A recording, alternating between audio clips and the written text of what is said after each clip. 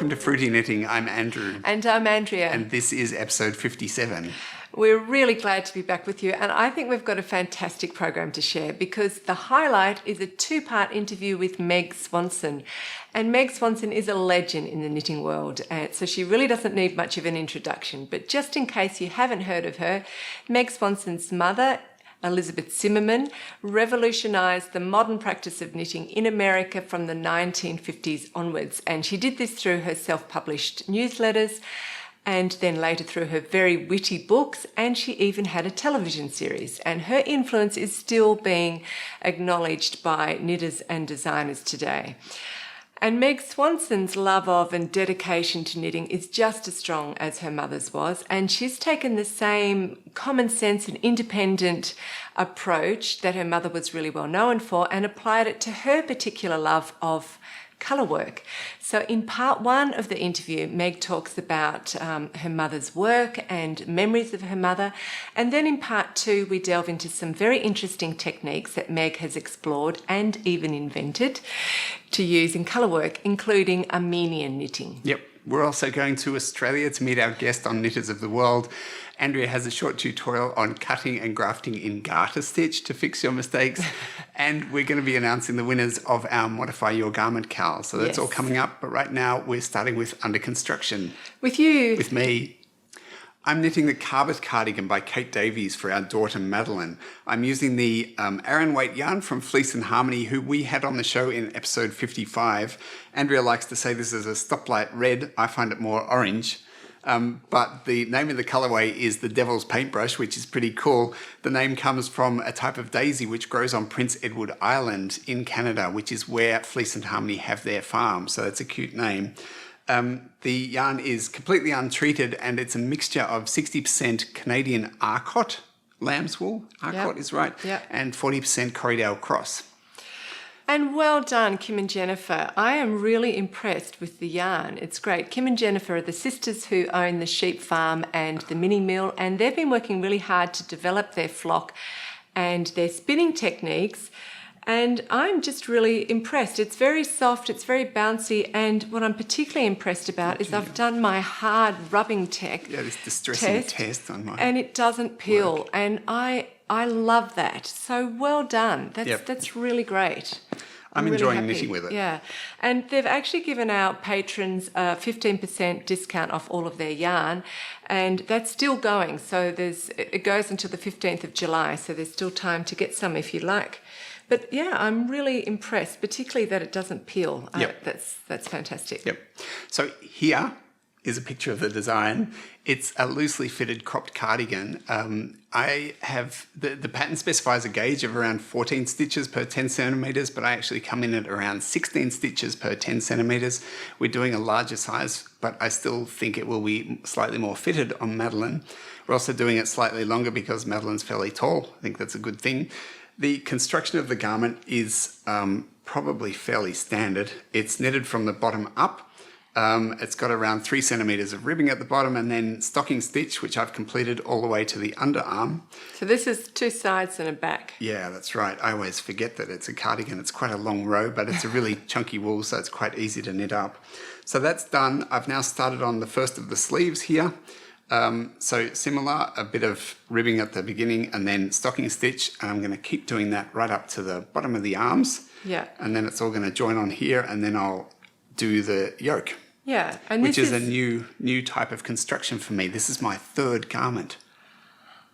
And it's the first time I've done this sort of construction, so that's fun. Yeah, and what do you find using such thick yarn? That's the first time you've worked with this kind of thick yarn. Yeah, this is certainly the thickest yarn I've used. So it's a Aran little bit, weight. Yeah, it's a bit quicker, which is nice, always good for me. It's still a fairly long row, but you get a lot of value out of each row, so that's good. Absolutely. I do enjoy the yarn. And the needles was interesting because Madeline's done a little bit of work on this too. That was very interesting. We had some wooden circulars, and I wasn't enjoying that at all. And we got these steel ones, and I loved them. And then we let Madeline have a few rows on her cardigan, and she didn't like these at all, and she wanted to go back to the wooden. Yeah. So different things for different people. It's funny. I can use either, and it doesn't bother me. But I'm sure it's about the tension. I don't know, but you're really fussy with your needles, aren't you? I really prefer those. But I've got these wooden DPNs now, and I think that will be okay. You'll have to make do. I couldn't buy him metal ones, so yeah, cool. So that's what I'm going doing. well. So now we're up to Bring and Brag with me.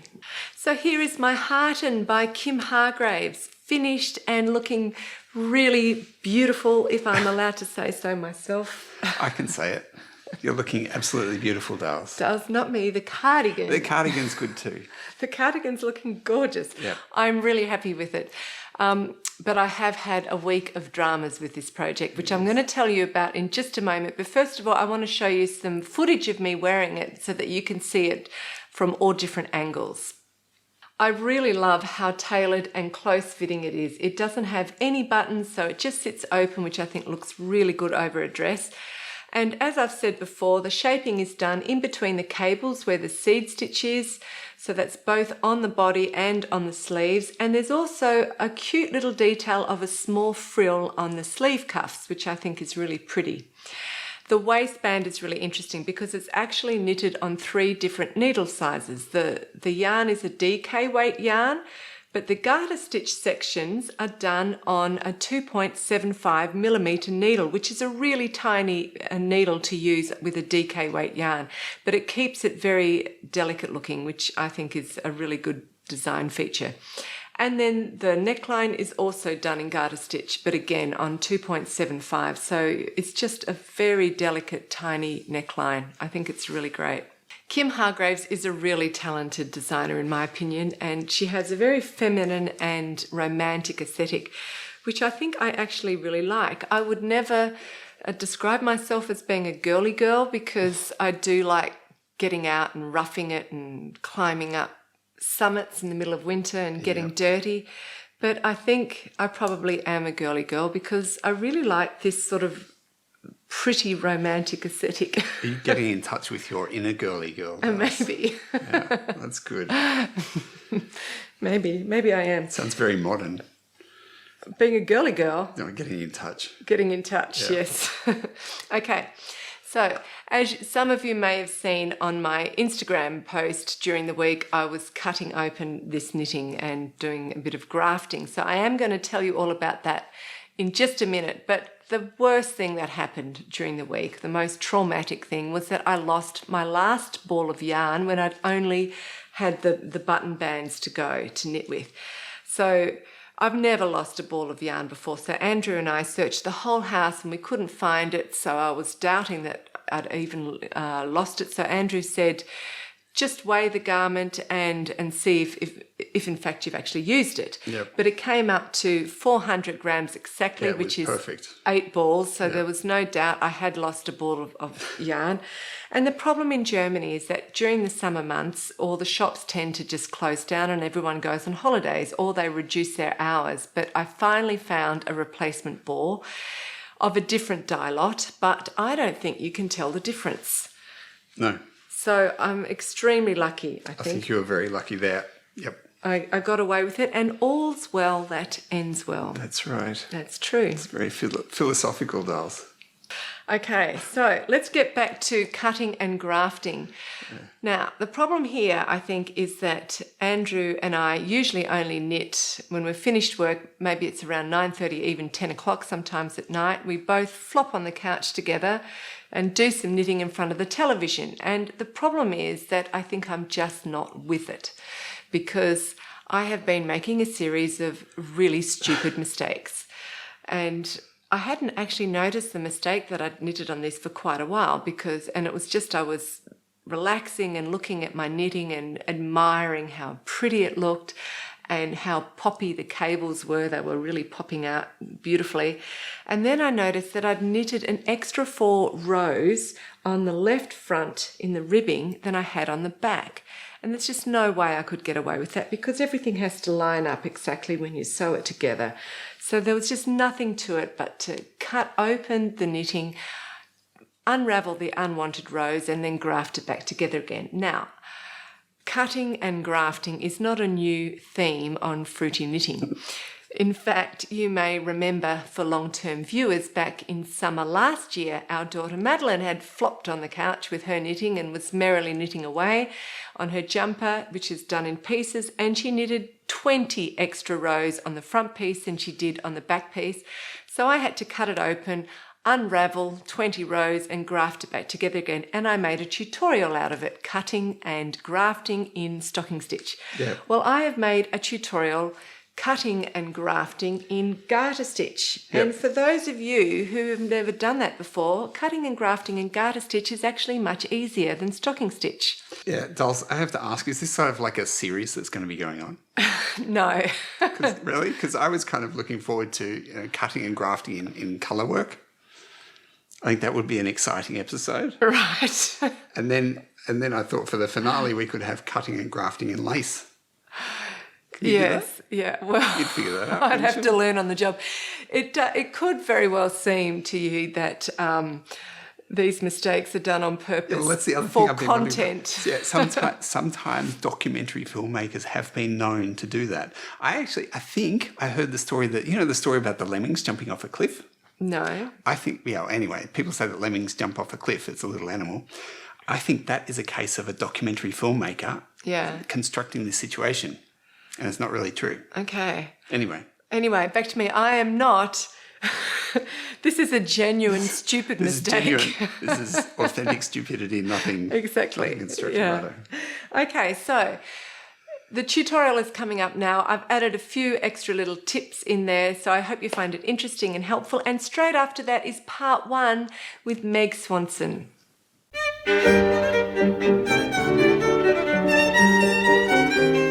I have a back piece and a front piece of a cardigan here.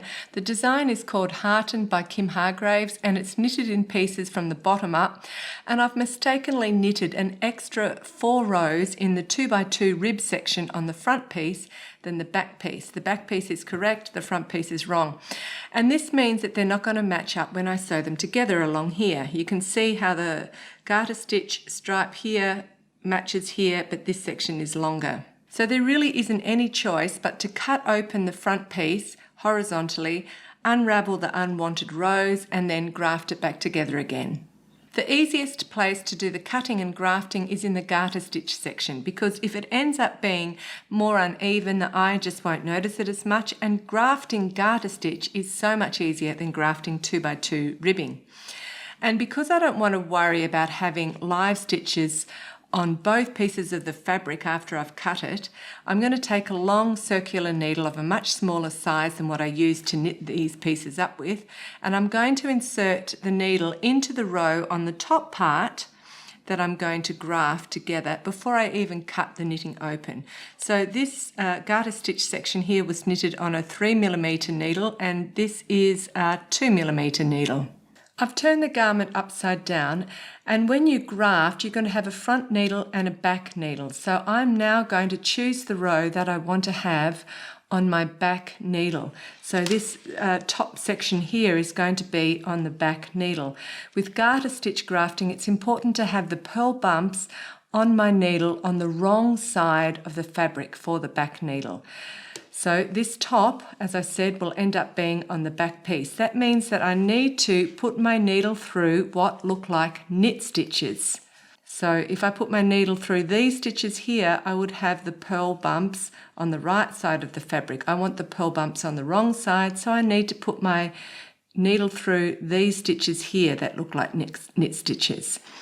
Just imagine that's 2 knit stitches in a row. They've got the V's like this. What I'm going to do is put my needle up through the middle of the V, so the middle of the knit stitch, up and over the left leg of the knit stitch, so in between the 2 stitches, and then back up through the centre of the next stitch, and then down over the left leg. So the right leg is always going to be free, and the left leg is always going to be trapped underneath. That's what you're going to try to do.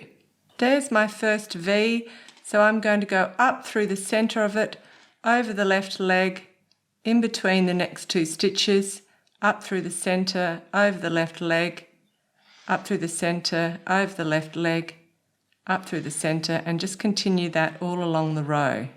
I've picked up my stitches all across the row, and now I'm just going to pull the stitches onto the cable part of the needle like that, and then turn the work around. I've got my work now the right side up again, and I'm going to choose a stitch in a row below that I'd like to cut. So I just pull out one leg like this and snip it, and then I just carefully unravel all the way across.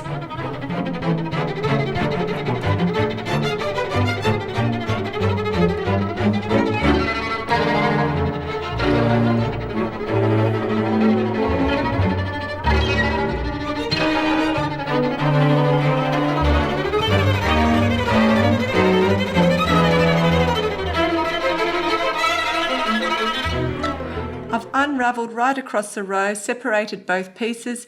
The stitches here on the top section are all ready to be grafted. I've unraveled down further, and now I just have to do the proper decreases that I need to do, a couple of rows of garter stitch, and then I'm ready to graft the two pieces together again. There are 7 rows of garter stitch here on the back piece, and I have to make sure that I end up with 7 rows of garter stitch on the front piece as well. Garter stitch has a 2-row repeat, so even though you knit every row, when you look at the fabric from one side, you'll see knit rows and purl rows. I've just completed 2 rows of garter stitch on my front needle, and there's 3 rows of garter stitch on my back needle. Now grafting is going to add 2 rows of garter stitch. Because we're doing a directional graft, the stitches on the back needle will act as the running threads between the stitches and not as the heads of stitches, even though they originally were heads of stitches. So the stitches that come off the front needle will be 1 row, and the grafting will be the 2nd row. Now, if you didn't understand what I just said, that doesn't matter. That's just for those who want to know the theory of it. What's really important is when you're grafting the stocking stitch together is to position the stitches to be grafted on 2 needles, 1 in the front, 1 in the back. The wrong sides of the fabric should be facing each other, so that's the right side and that's the right side. The needles are pointing out this direction, and the most important bit is that you want to have purl bumps facing you on both needles. So this is my front needle, and you can see I've got the purl bumps right up close to the needle. And that happens to be the right side. This is my back needle, and what is facing me is the purl bumps right up close on the needle. That happens to be the wrong side, but that's exactly how you want it. If you've got it like that, you're right. My darning needle is attached to yarn on my front needle. This is what we call the front needle and the back needle, and it's the yarn that I unraveled those extra rows from. So to set up, we're going to go purlwise into the first stitch and leave it on, and then we're going to do knitwise into the back needle, pull it off, and then we're going to go purlwise into the 2nd stitch and leave it on. So we want to make sure that this bit of yarn always stays underneath both needles. We can pull that one quite tight because it's the first one, but then after that it's much better to keep it loose and to clean up the slack of the stitches at the end. It's much easier. So now the pattern is exactly the same on both needles. We go knit off, purl on. On the back needle, we go knit off, purl on. Knit off, purl on, knit off, purl on.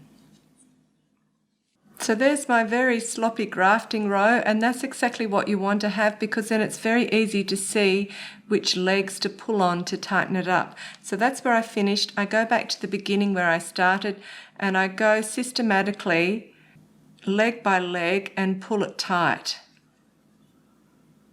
This is where you need patience. And there you can see I've got the start. I've got 3 lovely ridges.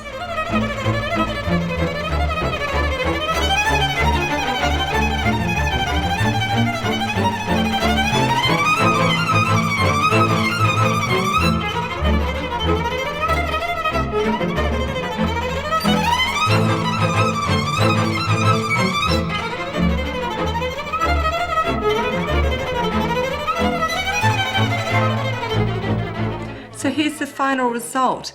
You can't see I've done any grafting here in the garter stitch. The ribbing is the same length. It's nice and straight and even. I'm really thrilled with the result. So if you find you do a silly mistake like I did, you might want to try this too.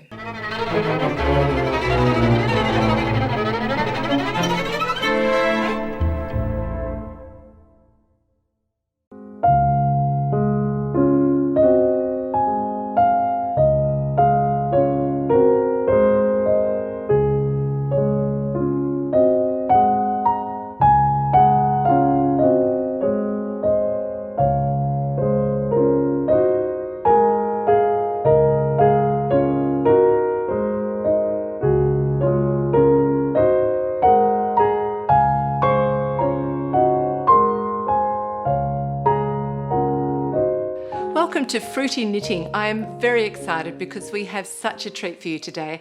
Our interview guest is Meg Swansen, and Meg is the daughter of Elizabeth Zimmermann, who had a huge influence on modern knitting practices, particularly in America from around the 1950s onwards.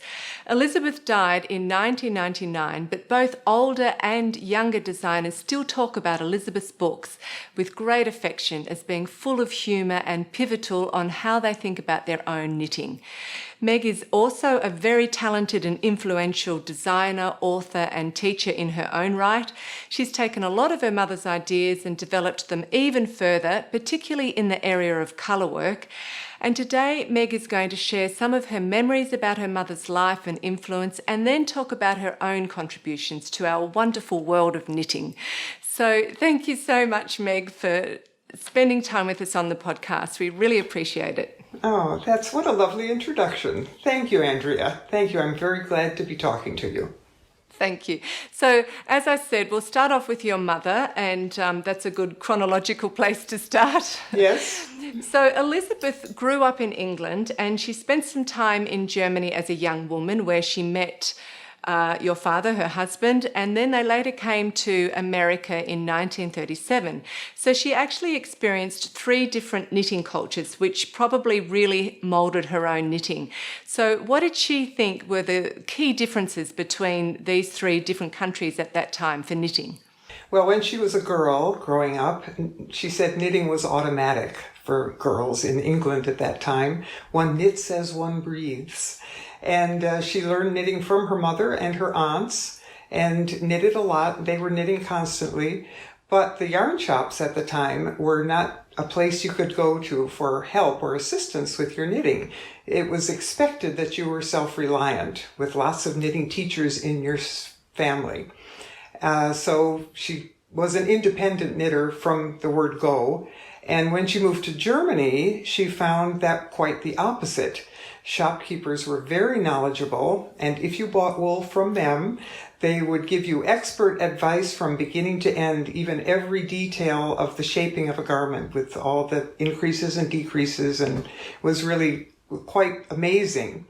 Then when she came to America, she found American knitters were totally dependent on booklets and magazines, and that the yarn shops may or may not be able to offer you help, but you couldn't count on them. So she found kind of a big hole in the subject of knitting for Americans, and she kind of stepped in to begin to fill that. So all 3 of those disciplines probably affected her approach to knitting, but at the core of it was the self-reliant knitting of the British.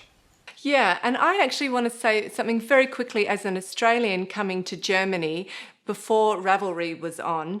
My first experience was very similar like that. I went to a knitting shop and I picked out a pattern from a magazine, and they asked me what size would I like to do, and then they said, well, look, that's not going to fit you very well. So they took out a big piece of butcher's paper and and said, you sit in the corner and knit up a swatch, and then they rewrote the pattern for me, and they put in the decreases and increases.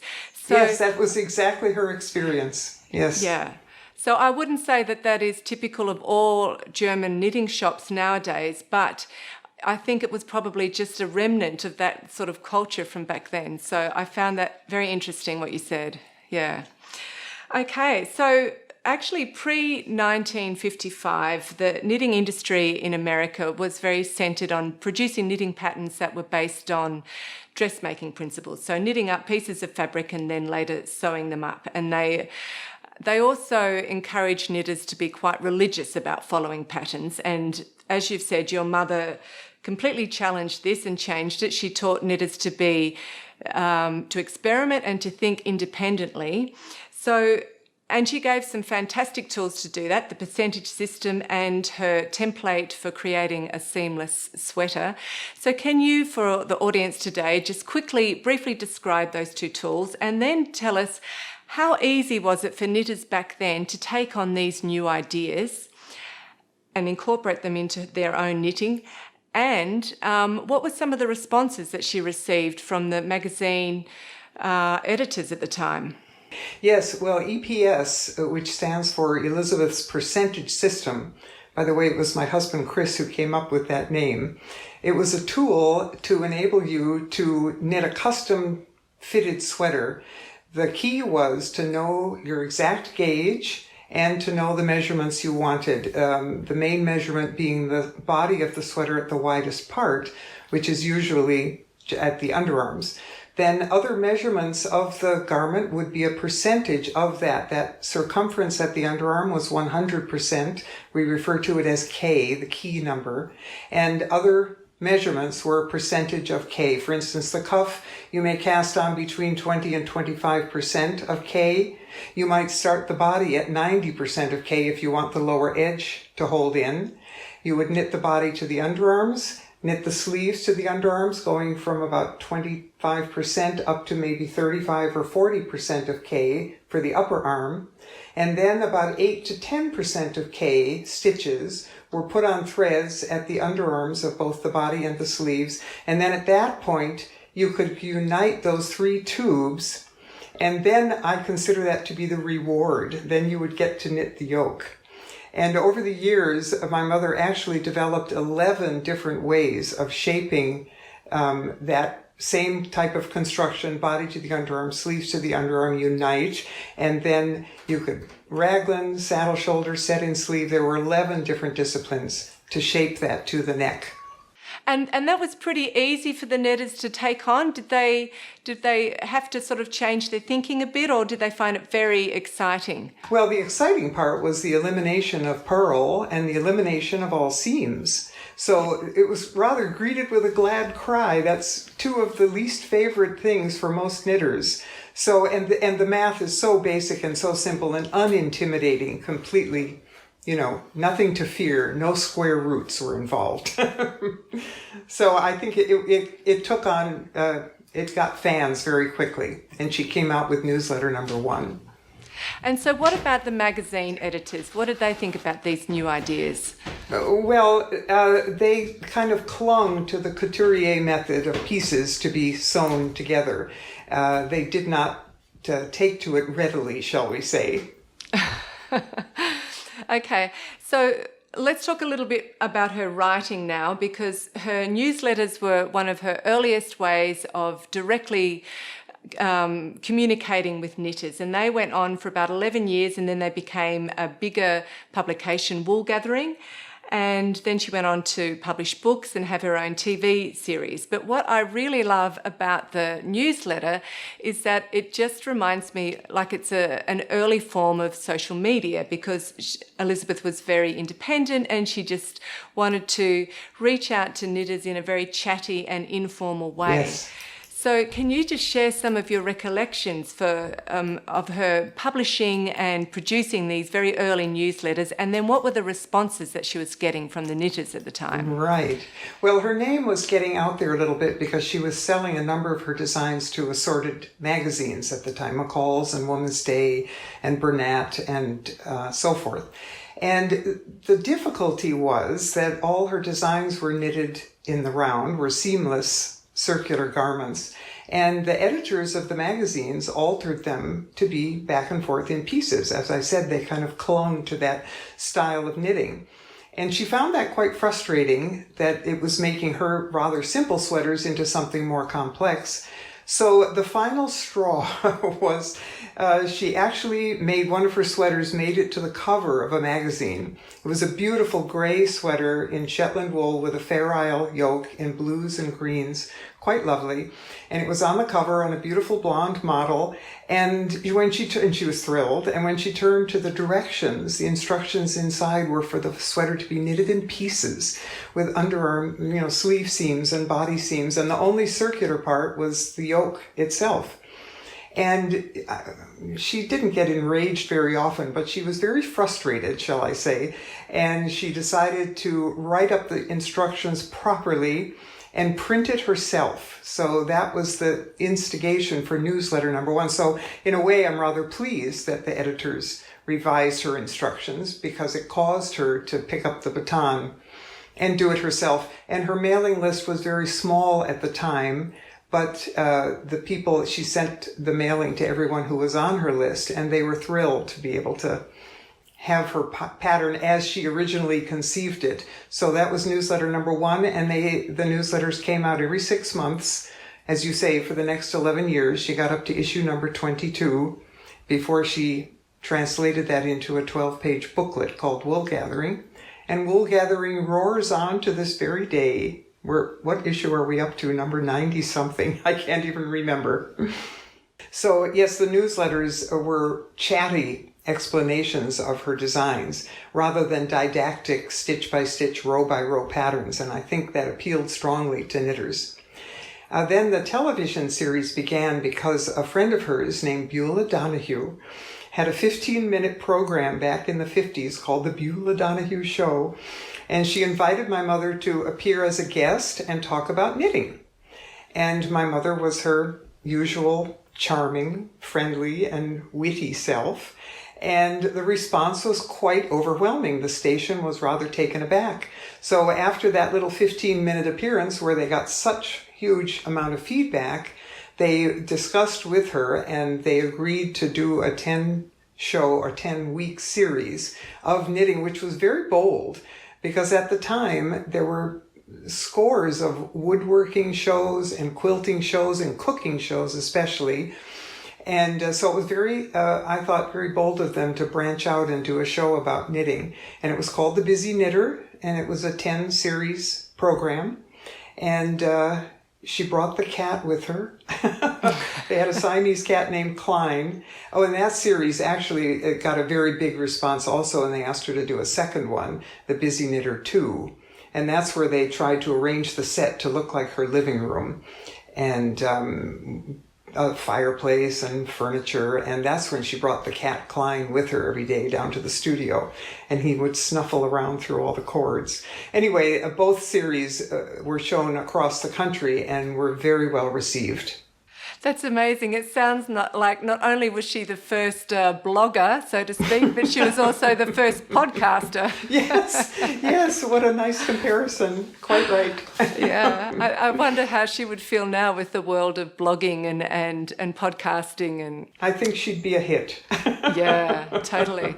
Well, we have to just tell the viewers that unfortunately this TV series hasn't been kept, has it? That it's been lost in the archives. Unfortunately, yeah. They had it in the PBS vault, theoretically, in Washington, D.C., but it was the quality of the tape itself at the time, and it just didn't hold up over the decades. There was dropout, and so all the original series are lost. And of course, at that time, no one had a home VCR, so no one was able to record the series at home. So it's evaporated into the ethers.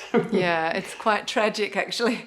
I just want to ask a very quick question going back to when she was publishing her newsletters and brought out that initial sweater template for seamless sweater knitting. At the time, was it easy for knitters to get circular needles? Because I imagine they would have been all knitting on straight needles. Was that a problem for them? Good point. Yes, I'd forgotten about that. It was not that easy. All the department stores and yarn shops had series of, single point or double pointed needles. But yes, my mother began importing needles from Germany, Inox needles from Germany, and they were available to all her customers from her along with the wool. So good point. They were not readily available. people had to hunt for them. Okay, great. So my next question is slightly long-winded, but I'll try to keep it to the point. Okay. And that is, so around the 40s and the 50s, other crafts like ceramics and weaving were well respected as being genuine crafts. But they did tend to keep their knowledge and expertise to exclusively just to the very dedicated artisans and professionals. And Elizabeth wanted to raise the status of knitting to be just as high, to a high craftsmanship level, but she wanted to encourage a culture of sharing the knowledge and expertise to knitters of any skill level. And at the same time as that, she also didn't want knitting to be considered just another anti-intellectual domestic activity. But interestingly, in her newsletters, she was writing her knitting patterns and all about knitting directly alongside her daily activities, which might have been baking bread or organising kids' activities. So nowadays, when we look at it and read it, we can totally understand where she's coming from. But how did she deal with these seeming contradictions and stereotypes back then? Yes, very good question. There was a certain bias against hand knitting in certain art circles. It was not considered an elevated craft at all. And there was an organization called the Wisconsin Designer Craftsmen going on in Milwaukee, where we were living at the time. And she joined that. And at the exhibits, there would be wonderful weavings and lovely pottery, beautiful, extraordinary pieces, and macrame wall hangings. And she thought to herself, well, if the judges could accept macrame into this exhibit, this art exhibit, certainly there must be a place for hand knitting.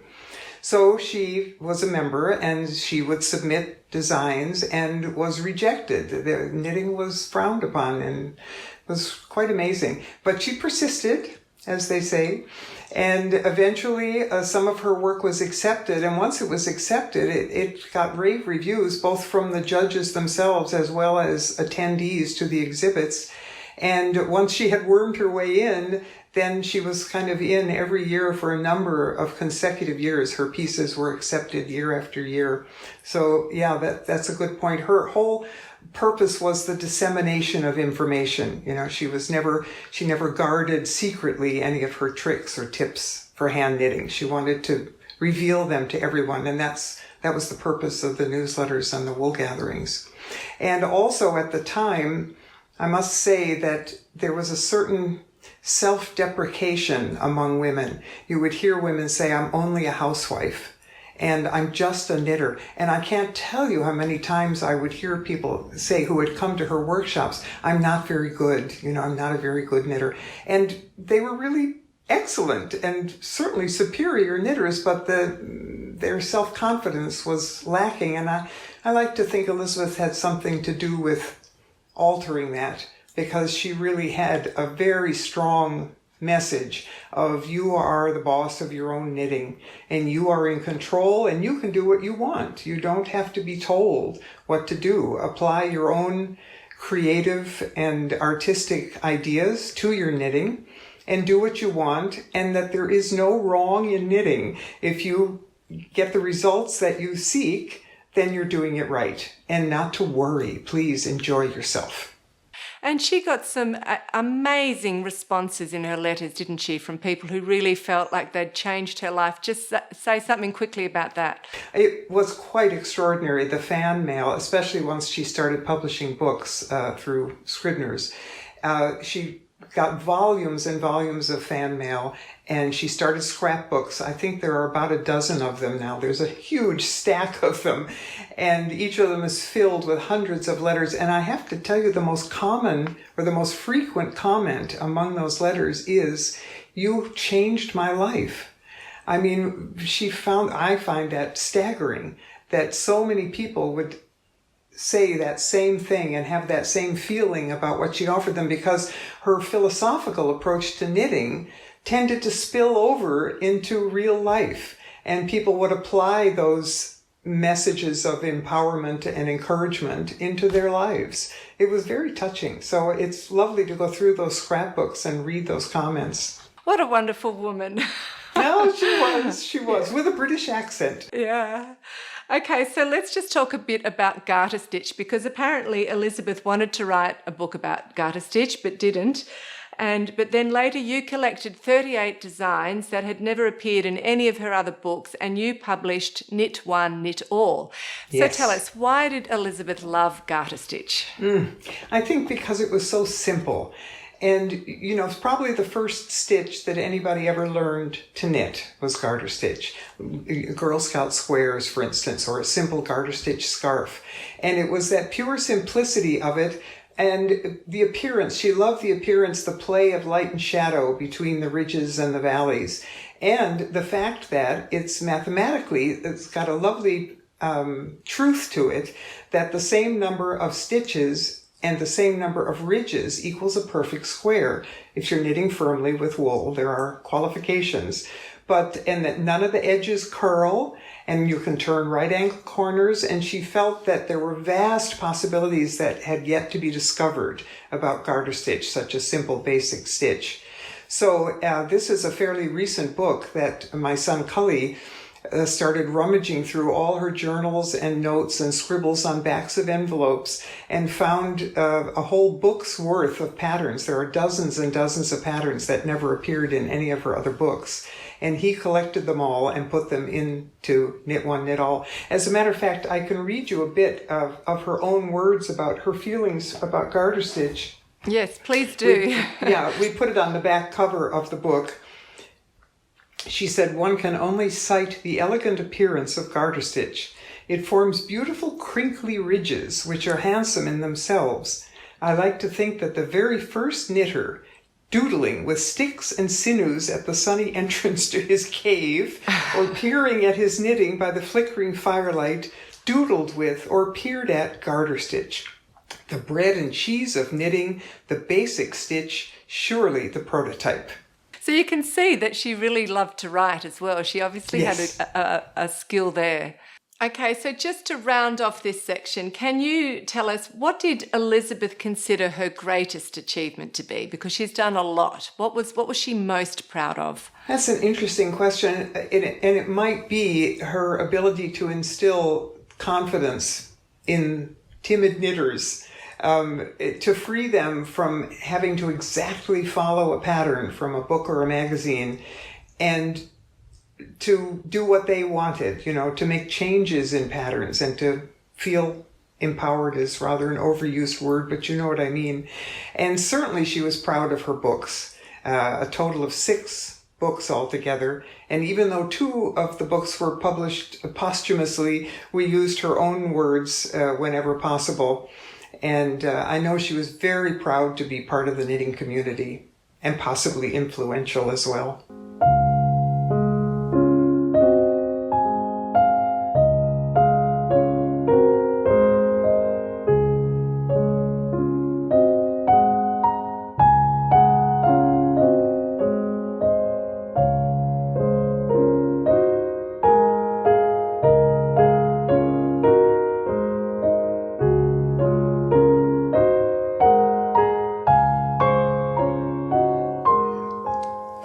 Welcome back.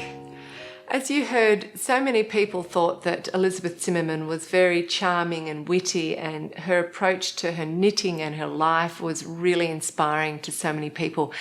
And I got a real sense of what Elizabeth Zimmermann must have been like as a person just from the time that I spent talking to Meg. And I've been trying to think of some words that describe Meg, and I think one of them has to be classy, because Meg just has a very positive and joyous attitude towards life, but she's also very calm and gentle and intelligent. And when you spend time with her, I actually felt very uplifted after spending quite a lot of time preparing the interview with her. And uplifted and feeling like that was a real privilege to have got to meet her. And I think that's probably exactly how people felt with Elizabeth Zimmermann. Yeah, that was exactly the impression that I got. Yeah. And I just want to say that the Schoolhouse Press was founded by Elizabeth Zimmermann, and it continues on today. It's run by Meg and her son Cully and his wife Michelle. And they supply knitters with an amazing selection of books. They've got over 150 books. They've got patterns, they've got specialty yarns and wools and a lot of tools, and all of them are very specially selected. And if you actually want to know the best books on knitting, I think their online store is a great place to start browsing through. They've got a fantastic selection there, really top knitting books. And Schoolhouse Press are offering the Fruity Knitting patrons a 20% discount off everything in their store. So that includes any of the books, any of their yarns, their patterns, their needles. They've even got buttons and videos. So it's now time to announce the winners of our Modify Your Garment Knitalong. Yay! We had around 50 completed garments entered into the finished objects thread, which is really great. So a big congratulations and thank you to everyone who did join the Knitalong and entered the forum, put in their comments into the forum to go through the successes and the challenges of their modifications. And also a big thank you to everyone who got to the end and finished their garments and put up the pictures and put in a summary of the modifications. We have 3 winners. Yep. So I'm going to announce them now and just give you a very quick rundown of what they did to their garments. So winner number 1 is Sarah Jean from Oregon in the US, who is Sly Tangles on Ravelry. And Sarah used the Blanster sweater and tunic pattern by Elizabeth Lovick. So here's Sarah's version of the jumper alongside the original pattern, and you can see immediately that she's changed the neckline from a crew neck to a V-neck. Sarah also changed the gauge measurements to fit the particular yarn she wanted to use as a substitute, and she also knitted the sleeves top down instead of bottom up. And she did this because she wanted to make sure that she'd have the pattern at the top of the sleeves match correctly with the pattern running along the chest on the body at the same point. Then she did something really quite risky. Sarah wasn't happy with the original colour, which was an olive green, so she decided to dye the whole completed garment. So after putting it into some soda ash to strip the colour, she then dyed it into a dusky teal. And it worked. Yay! That is a really brave thing to do with a completed garment. It's a different thing to dyeing the yarn. Yeah, well, Sarah's happy, so that's brilliant. Well done. So Sarah, we're donating to you a book of your choice to the value of $30 American at the Schoolhouse Press. So as I've just said, they have a fantastic selection of books. So I hope you enjoy browsing through and picking just the right book for you. But I think you'll really enjoy that. Winner number 2 is Melanie from Basel in Switzerland. And Melanie has some really interesting modifications to her design. Melanie took Marie Wallen's Musa design, which is a long sleeveless tunic, and she changed it to be a fitted jumper. So she kept the rolled rib neck and the same colour patterning as the original design, but everything else has changed. And Melanie says that she always knits to her own gauge and tension, so she didn't even look at the sizes in the pattern. So I assume she just made a swatch and then calculated all her measurements, including the placements of the increases and decreases according to her swatch. And she did put in a faux seam stitch at the sides, and that's usually a single purl stitch, and that would have made it easier for her to do her increases and decreases on either side of the purl stitch without the pattern looking too disturbed. The other interesting thing Melanie did was to incorporate a fine lace chevron pattern into the lower body, which is really novel. So well done, Melanie. They're really gutsy modifications to make, and I think she did a great job. It actually reminds me of a 70s jumper. Yeah. Because it's quite bright and you've got the rolled neck and it's fitted. Yep. It's really cute and classy. So, Melanie, since you are so adept at colourwork, we are donating Knit Sonic's latest book, The Stranded Colourwork Playbook. And this book is a sequel to her Stranded Colourwork source book, and it helps you create colourwork patterns from daily life inspirations and then to translate those patterns into actual garments and accessories. So I think this book is right down your alley. So winner number 3 is Margot from the Netherlands, and Margot is Margot 1968 on Ravelry, and Margot did a fluffy version of Kate Davies' Carbeth. So actually, I think that you should check out her modifications and a few of the others and see if you can get any I'll put ideas. them all in. I'll take them all on. No, better not. Okay, so Margot knitted the sleeves flat, then sewed them together with mattress stitch before joining the body and the sleeves together to knit the yoke. I can understand doing that because I don't actually like to knit sleeves in the round. The interesting modification that she made, though, was not to do the big double layered and ribbed collar, but to make it a simple crew neck line. And to do this, she just continued on in stocking stitch, and she closed the V at the back of the neck with some short rows and left it with just a small rolled collar. So that's a nice alternative to do, especially if you're using a lightweight, fluffy yarn. Margot, you're a very lucky lady because Zimmermann, who is better known as Ursa Tricorza, has just published her book, The Ziggurat Method. She is a Swedish designer who specialises in a very special technique of seamless and top-down knitting called the Ziggurat Method that she invented herself, and she's just published this wonderful book, and she's donating this prize to you. And it's a book of patterns and step-by-step guides to the Ziggurat Method, but it also has some tutorials on how you can customise and modify your garment. So it's a perfect gift for you. I hope you really enjoy it. Yep. So if all of the winners could personal message Andrea on Ravelry with their postal address, and we'll get those prizes out to you. And once again, congratulations to all of you and to everybody who just participated as well, because it's been a really great knit along. Yep.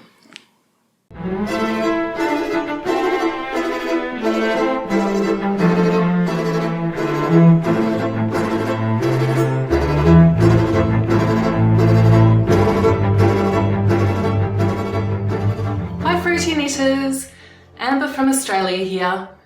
I've come to share some of my knitting journey with you. I'm a knitwear designer.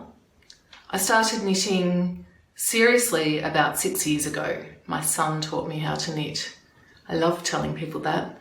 And it's true. I did learn Garter Stitch when I was about 6 from my mum, who is an incredible textile artist, and just didn't persevere with knitting. I've dabbled in plenty of other creative pursuits, and painting was my main passion for a long time, and I worked as an artist. My son, who attended a walled-off Steiner school, learnt quite intricate knitting from a young age, and at some point, about 6 years ago, I asked him to show me how to knit, and he was a really good teacher. He was very bossy and would watch me quite intently and tell me to re-knit if I made a hole or a mistake. So he was helped me learn to rip out my work from the start and redo it, which is an important lesson. He still knits a bit, but not as much. I became obsessed and pretty quickly started designing. I've been designing for about 5 years and have produced over 100 designs, mostly accessories and shawls and scarves, wraps. These are my favourite items to wear. I find that I tend to dress quite simply with simple colours, so I love to wear an amazing shawl knit in gorgeous hand-dyed yarn to just sort of add a little flamboyance to my outfit. So I'm going to show you some of my favourite designs. The Sea Dragon shawl is quite literally inspired by the fins of a sea dragon. I looked at the wings or fins of the sea dragon and thought, wouldn't that make a beautiful shawl? And came up with this design that starts at one end and increases with short rows to the centre and then decreases at the other end. So it's a lovely crescent shaped shawl that's really easy to wear. It's fun to knit. It's quite addictive actually. I made 4 samples of this and then had to make myself stop knitting more. And really easy and comfortable to wear. It sits quite nicely and in the way I like to wear shawls generally, which is as a sort of bandana style. And it also sits nicely as a more traditional over the shoulders shawl. This is Pipu, named after the avocado pips used to dye this gorgeous yarn. Pipu is an asymmetrical triangle, beginning here at this end. Stripes are worked, alternating a fingering weight yarn with kid silk lace weight yarn, creating a beautiful translucent striped effect with the same coloured yarn. Up here, a lace section is worked with the lace weight yarn held double, another section of stripes, and the shawl is finished off with the lace edging. This is Zaria, a triangular shawl worked end to end, starting at this end. Colours are changed with slip stitch row sections, and then each solid colour section is a combination of garter stitch rows and eyelet rows. The first third is knit increasing, and then the second 2/3 are decreased, and a spine is formed along this edge to create the chevron shaping within the shawl. This is a Bambara wrap. It's a result of a collaboration with an indie yarn dyer, Kelsey, from Primrose Yarn Co.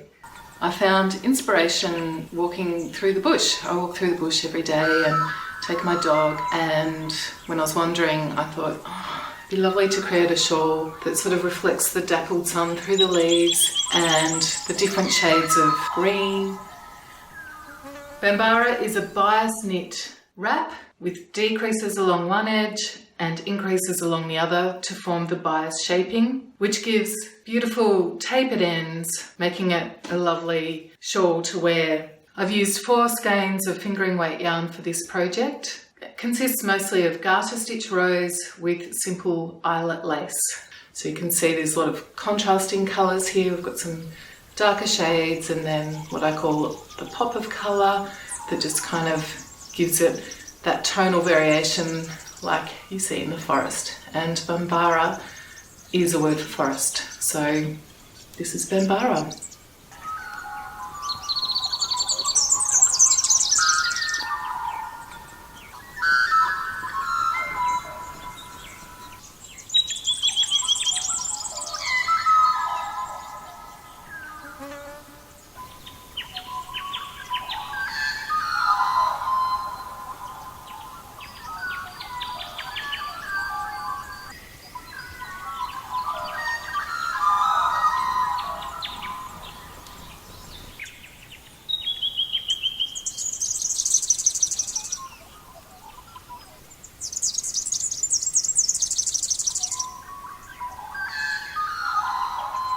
Andrea and I both really love the song of the Australian magpie. It is completely unique.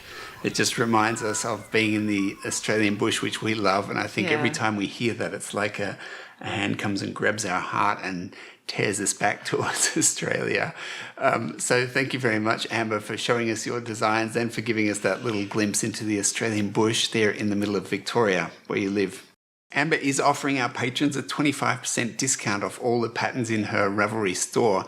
As Ambah said, she has over 100 designs, and a lot of these are accessories, most of them being the really easy to wear shawls that she loves. She also loves these geometric designs. So Ambah, thank you very much for that offer. We do ask that if you enjoy the show and find it valuable, then please support the production by becoming a patron. We do need your support, and you can become a patron and enjoy some great rewards for a very small amount each month. And as we've just mentioned, our guests are offering some really great discounts. So thank you very much. If you are already a patron, we really appreciate it. Yeah. And now it's time for part 2 of the interview with Meg Swansen. So we're going to say goodbye and see you in 2 weeks. Yep. Thanks very much for being with us today. Bye. Bye.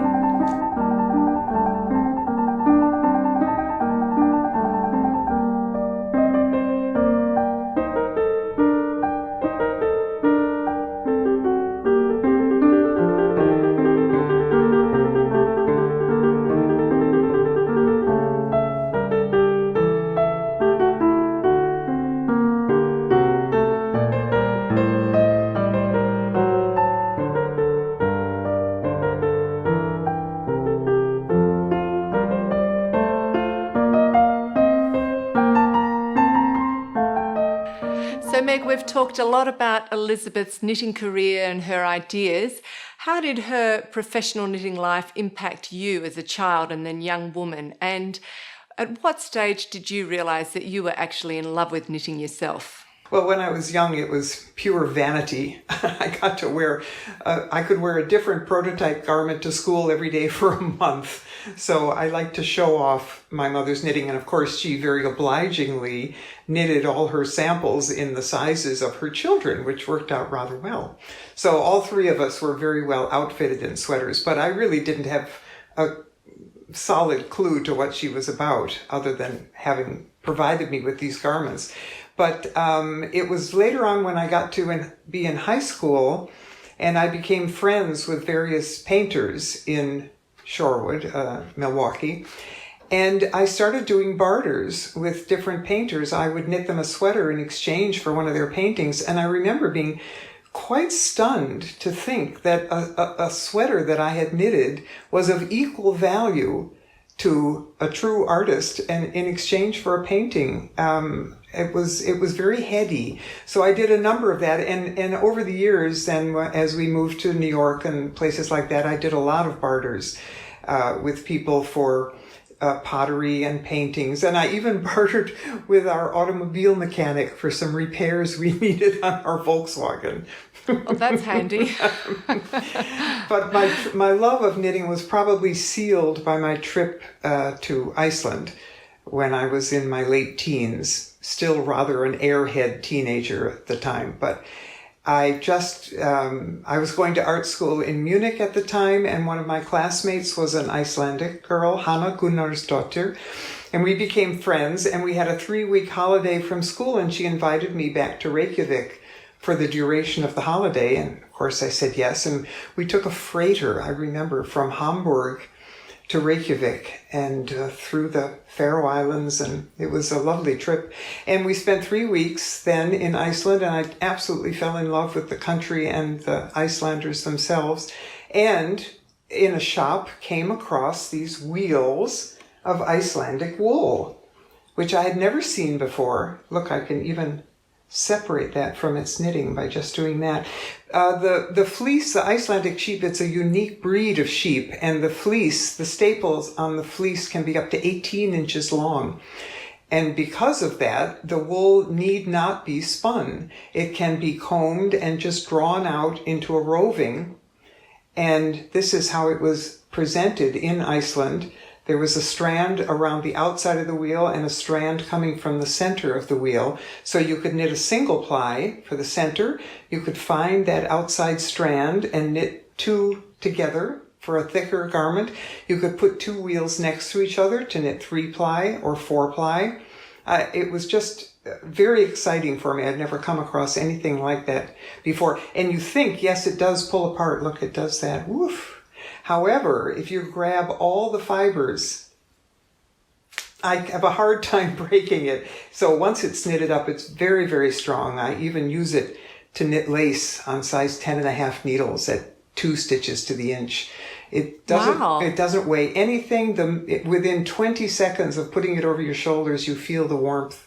The rib warmer I'm wearing now is 2-ply unspun Icelandic, and I wear this almost all winter. It's very snug. Someone calls it a knitted hug. It's very lovely. Anyway, so I discovered the Icelandic wool, and I knitted a sweater while I was in Iceland and sent a bunch of wheels of wool home to my mother, along with the name, a contact name of the mill, a person at the mill that she could get in touch with. And so back in 1960s, she began to import this wool into the United States, and it was totally unknown in the country at the time. So for the past 50 plus years, we were the sole importer of this wool into the United States, and promoted it through designs and workshops. And now it comes in these great, wonderful, vivid colors. Originally, it was only in 7 or 8 natural sheep shades, because if you've seen photographs of Icelandic sheep, they come in every possible shade of gray and black and white, and they just run loose all over the island. It was a wonderful experience. I loved that. So that kind of sealed my love of hand knitting. It has not subsided one whit ever since. In what way does the way that you think about your own knitting and designing differ from how your mother thought about her knitting and designing? And how much of your mother do you see in yourself?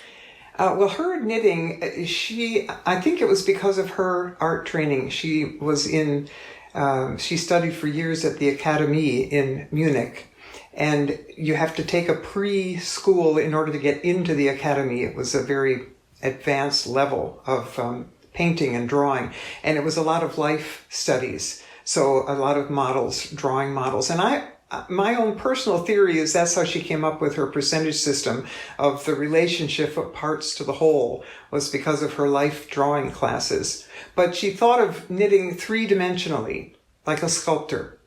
And I think of knitting, of course, in that way because I am her daughter, but also my passion is color pattern. I love to knit geometric patterns. If you're knitting a Fair Isle oxo, for instance, I find it very quickly a song is established when I'm just doing the very first round of the oxo.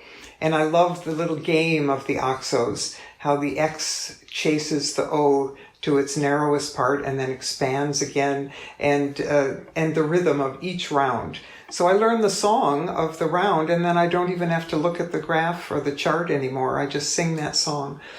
It doesn't work very well for socks when you only have about 60 stitches, but it works beautifully for sweaters when you have 300 or 400 stitches. Everything I do in knitting is influenced by my mother. I even find myself using techniques and doing certain knitting disciplines that she never knew about in her life, but I still feel her influence. It's strange to say that, but I think you know what I mean. So let's talk more about the colour work then, because you have explored and developed techniques for colour work. So just tell us a little bit about that. It's kind of hypnotic. It's very soothing for me, a geometric pattern, as I've described before. Yeah. But then there is what I call picture knitting, which is nearly the opposite. If you're knitting a picture of something, you never have a repeat of the same round, ever. Every single round is unique and individual to itself.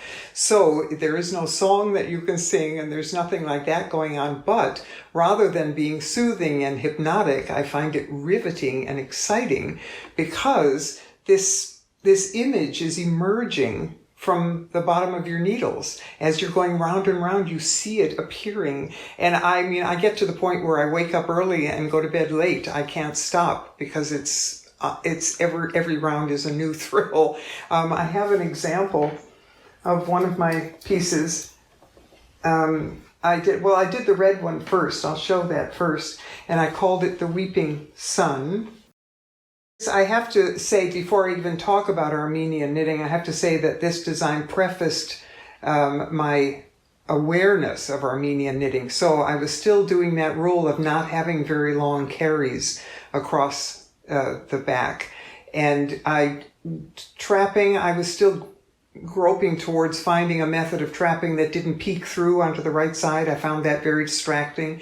So I had to work this design to the point where there were no long carries. So that's why I'm sticking in all kinds. And actually, that's why the sun is weeping, because life is tough. But I had a 30-stitch carry across her cheek, which I had to break up. And I couldn't think what to put down her cheeks except tears. So this was the first one I did. And the sun is on the front and the back. And of course, done in the round. And then my son Cully said, "Hey, Ma, why don't you put a sun on one side and a moon on the other?" So I knitted another one, and here's the sun, and then here's the moon on the back. Oh, that's beautiful. So they're beautiful. It's an entirely different type of color knitting, but I find it really intriguing. I absolutely love it. And because you have to do a kind of a mental hiccup here at the side when you're shifting from day to night. I had a side seam pattern running up the side, and I shifted the background from one to the other, and negative imaged it right in the middle of that motif. And so, as I say, it's constantly exciting because of the pattern that's coming out, but also having to do that mental adjustment from one side to another. So that's another type of knitting. And then the third type I want to mention is Armenian knitting, which is a form of picture knitting. This came about because the Philadelphia Museum of Art was doing a retrospective on the life of Elsa Schiaparelli, a phenomenal woman. And you may be familiar, in all the knitting history books, there's usually a photograph of her bow knot sweater, which is a solid black sweater with a white bow knitted on the front. And the black part is speckled. So we always thought, oh, they used tweedy black wool for the background and then did intarsia when they got to the motif, but no. So we didn't know that. But then the Philadelphia Museum of Art contacted me and asked if they said they had permission to sell kits of the bow knot sweater in the museum shop, and would I supply the wool for the kits? And I said, certainly. It was Shetland wool that they wanted.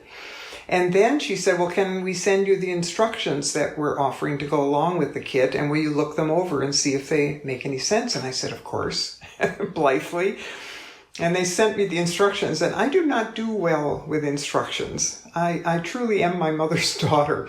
They're like a tax form to me. They confuse me. So I immediately called an expert knitter friend of mine, Joyce Williams, and sent her the instructions, and she got so excited when she realized what was going on. That tweedy business at the bottom of the bow knot sweater was not tweedy at all. It was a solid black Shetland wool, and the tweedy part was the specks of white wool that was carried along throughout the entire solid beginning of the sweater. And when the bow began, the motif for the bow started, there was the white wool ready to knit the motif with and trap the black across the back of the bow. And of course, if we'd had our wits about us, all those photographs of the bow knot sweater, you can see this going on at the inside of the curve of the neck. And of course, the top of that bow knot sweater is solid black. So what are all those white carries doing at the top of the... Well, anyway, it was an enormous breakthrough for both of us. We got very excited at the concept of being able to knit an isolated motif in the middle of a garment and not have to have any bobbins and not have to work back and forth and not have to twist the wools around each other. Keep going round and round and round, and look what the inside looks like. There's the inside. And this is solid. The result is a solid black lower edge, but this is being carried through the whole thing. And both Joyce and I independently settled on the mode of knit 3, trap 1, knit 3, trap 1, knit 3, trap 1. And after 3 or 4 sweaters and hats, I realized that if you adjust your stitch count to be a multiple of 4 plus 2, and you're doing this plain bit, you can do knit 3, trap 1 all the way around. And when you come back to the beginning, you don't have to think or even know you're at the beginning of the round. If you have that mathematical arrangement, your trapping is then automatically in the middle of the 3 from the preceding round as you knit 3, trap 1. You don't ever want to trap right above a trap of the preceding round. It'll make a little glitch, a little indentation.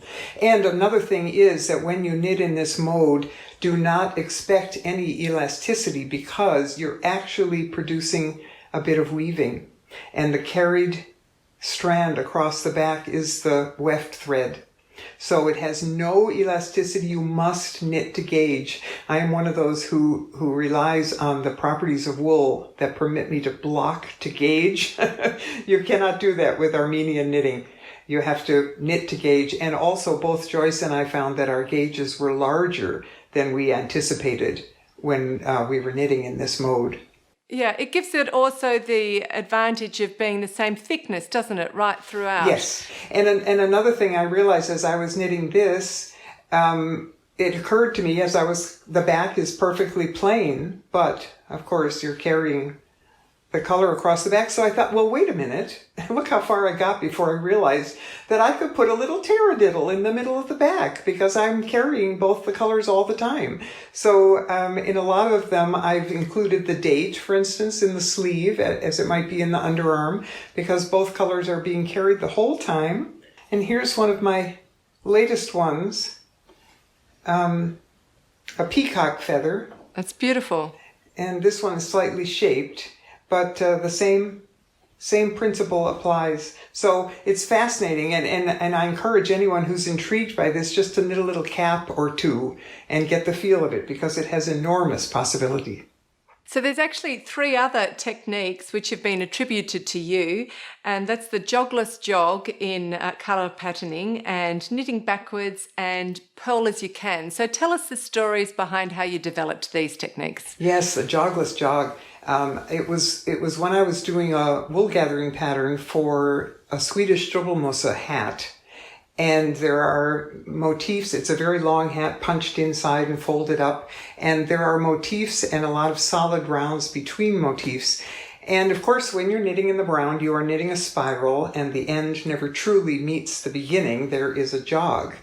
And it's amazing how frequently people will put on a hat and have that jog be right in the center front when you can see it across the room. So I sat down actually in cold blood to try to figure out a way to avoid that jog. And I messed around for quite a while and did come up with a solution. It involves shifting the first stitch, but it's worth it for me, especially in a hat where it doesn't matter where the first stitch of the round is, and it does completely eliminate the jog. The knitting backwards was not my idea, but I was forced into it when a wave of entrelacs swept across the country. I don't know if you had that in Great Britain, but here suddenly everyone in America was knitting entrelac. So I was intrigued by it, and I started to knit it, and it begins with a little series of setup triangles, and the instructions are to knit 2, turn, purl 2, turn, knit 3, turn, purl 3, turn, knit 4. I found that I was turning more than I was actually knitting. I found that very frustrating, and I was ready to abandon it when I remembered Lois Young, who is a lace designer and has been coming to knitting camp forever. And she is a strongly left-handed person, and she does all her knitting of working the stitches from the right needle onto the left. So I thought,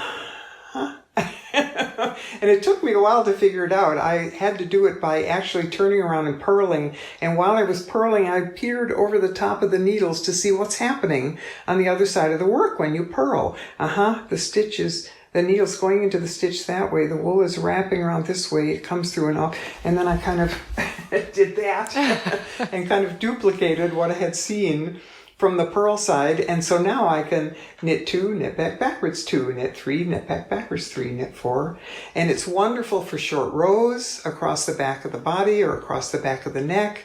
If you're knitting a bobble or a popcorn on an Aran sweater, you can make 5 stitches out of 1, and then you don't have to flip that whole sweater around to purl back and flip it forward to knit.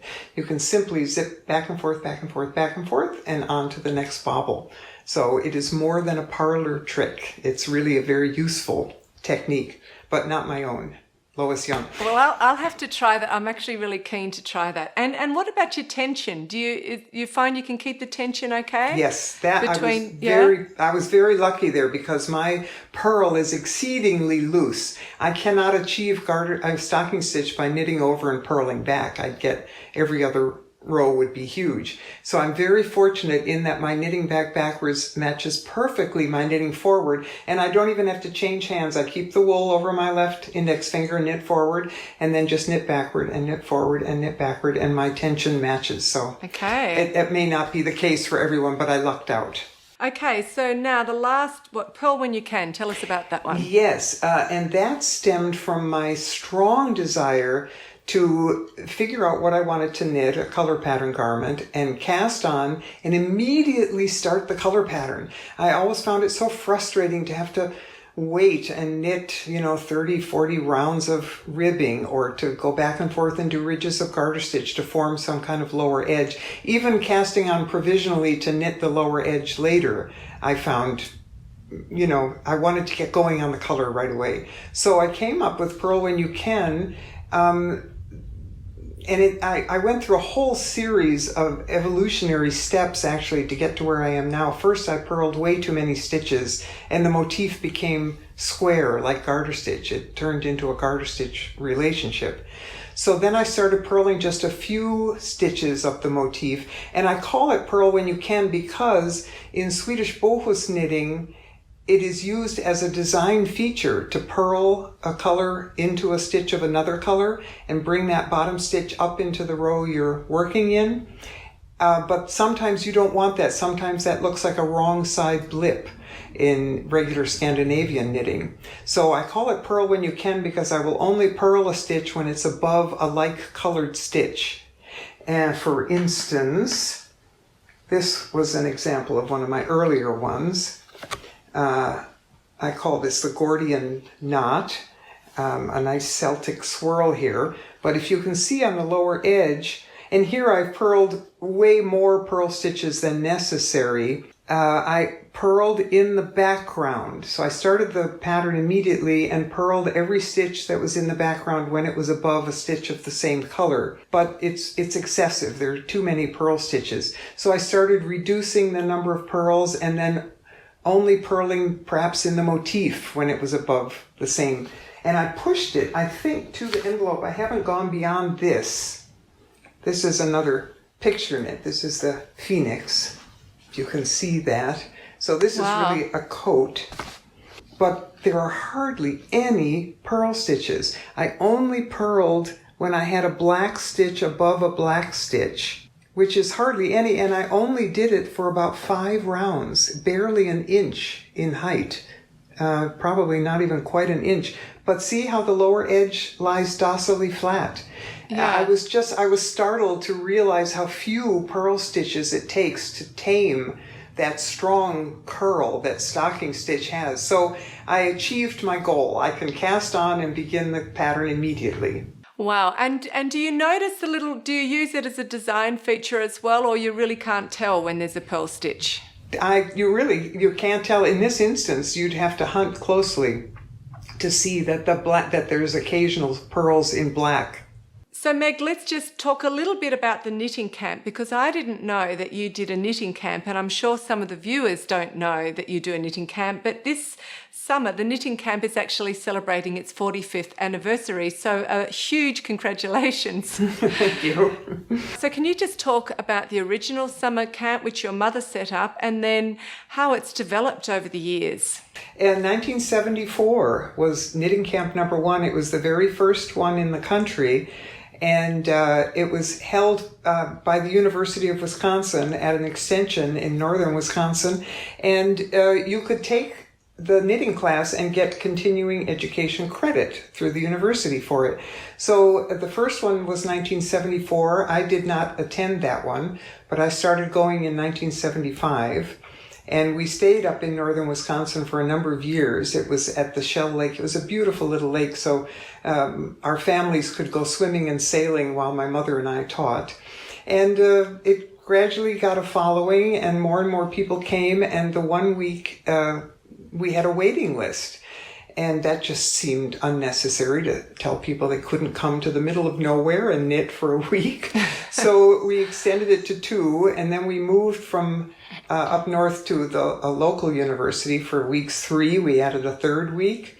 And then Chris and I took over the knitting camp ourselves, and now, by the way, it was called knitting camp, named by the campers because they stayed in very rudimentary student housing.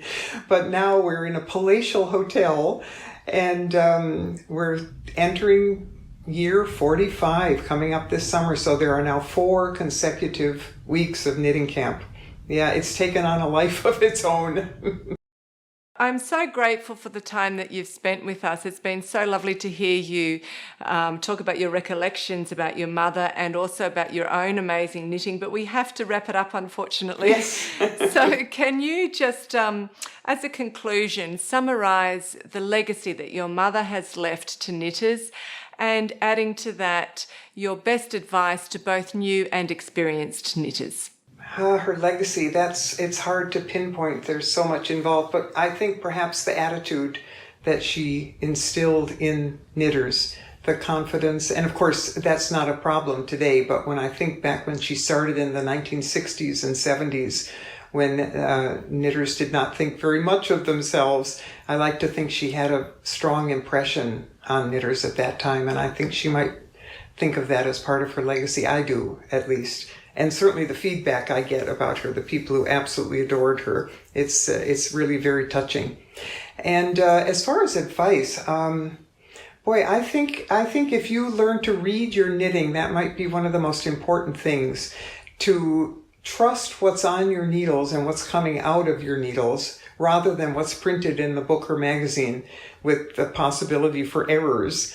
And to learn to see increases and decreases and which way they lean, and what happens if I don't want to go left or right. What do I do if I want my decreases to go straight? And how do I incorporate decreases within a color pattern motif? And there are just so many things that you can observe in your knitting and understand and adjust as you go. And I think that's probably the best advice. Pay attention to your knitting. Knitting is ever living and breathing and ever growing. There's some extraordinary and astonishing designers available today, and we're very fortunate. A wealth of materials and a wealth of things to knit. It's a great time to be a knitter. It is, isn't it? It is. Well, thank you so much, Meg. It's been a real privilege for us to be able to share you with our audience, and I'm just very grateful for the time that you've taken, and it's been a real joy for me, so thank you. You're entirely welcome. I enjoyed it very much. Thank you for inviting me.